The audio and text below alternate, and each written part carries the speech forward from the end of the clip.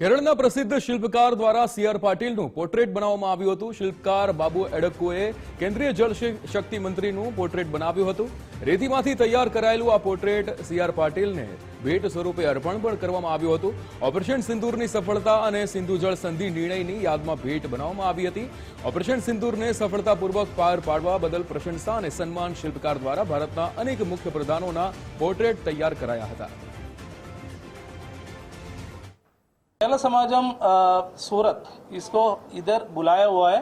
ये रीज़न है, दो ही रीज़न है मेन। तो हमारा जो सीआर पाटिल जी आपको हम सबको पता है और हमारा एक प्राउड है क्या इसके लिए हमारा जल शक्ति विभाग का एक मिनिस्टर है, उन्होंने क्या है अच्छा एक सेवा हमारा राष्ट्र के लिए दे रहा है। उस बहुत साल से हमारा एमपी भी है, तो जो ऑनर करने का एक अप्रिशिएट करने का एक हमारा एक ड्यूटी भी है, उनको जो मोटिवेट करने का। इसके लिए हम लोग इसको बुलाकर इतना जो फेमस आर्टिस्ट को बुला के सूरत का रेती से इम्पोर्टेंट है, ये सूरत का रेती से एक पोर्ट्रेट बनाया हुआ है। मेरा नाम बाबू एडक्को है, सेंट आर्टिस्ट है।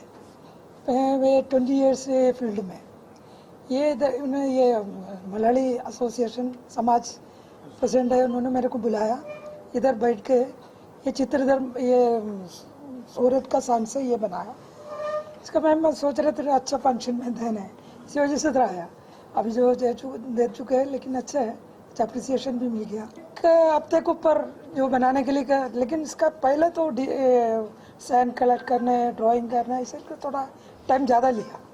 केंद्रीय मंत्री श्री सीआर पाटिल साहेबजीने मळ्युं त्यारथी एमणे केरला समितिए एमनो कॉन्टेक्ट कर्यो ने एमणे कीधुं के तमे सूरत आवीने सूरतनी रेतीमांथी अमारा केंद्रीय मंत्रीश्रीनुं पोर्ट्रेट बनावो।